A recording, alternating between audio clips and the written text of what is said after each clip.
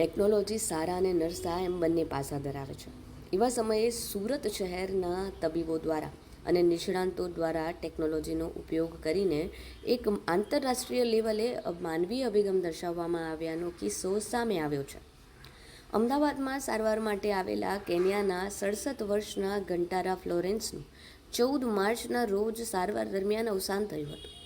તેમના અવસાન બાદ મૃતદેહને વતન નેરોબી પહોંચાડવા માટે જરૂરી કાર્યવાહી તો શરૂ કરવામાં આવી, પરંતુ હાલ ચાલી રહેલી યુદ્ધની પરિસ્થિતિને કારણે એર કનેક્ટિવિટી ન મળતા બોડીને સુરતના તબીબો દ્વારા 1 અઠવાડિયા કરતાં પણ વધુ સમય સાચવીને રાખવામાં આવ્યો હતો, જેને માટે ખાસ ટેકનોલોજી અને પદ્ધતિનો ઉપયોગ કરવામાં આવ્યો હતો.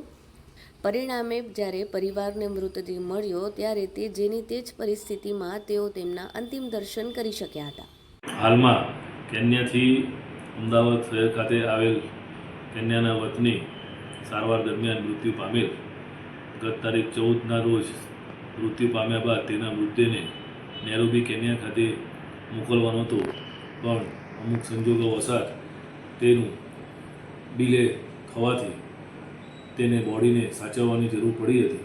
તો તેનામાં અત્યાધુનિક એમ્બાલ્મિંગ નામની ટેકનિક પિક્સી ટીમ દ્વારા કરવામાં આવેલી હતી, જેના થકી મૃતદેહને 16 દિવસ સુધી સળિયા વગર સાચવી રખાયો છે.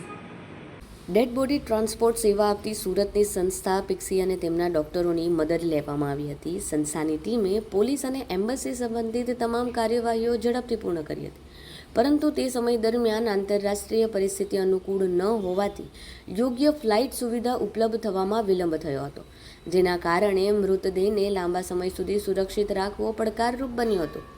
જોકે આ પરિસ્થિતિમાં ટીમના નિષ્ણાંતોએ આધુનિક એમ્બાલ્મિંગ પદ્ધતિનો ઉપયોગ કર્યો હતો. આ વૈજ્ઞાનિક પદ્ધતિને કારણે મૃતદેહને સડો ન થાય અને સ્વાભાવિક સ્થિતિમાં જ જળવાઈ રહે તે સુનિશ્ચિત કરાયું હતું. My name is Maureen Ongari. I had a patient, my auntie, but she's deceased. She died on 14th March, but she has been taken care of here in the morgue. The Pixie team did the embalming and her body is in a good condition. She can be traveled due to different circumstances. It has taken days, like 16 days, but at least we have gotten connection to transport the body. She's in a good condition.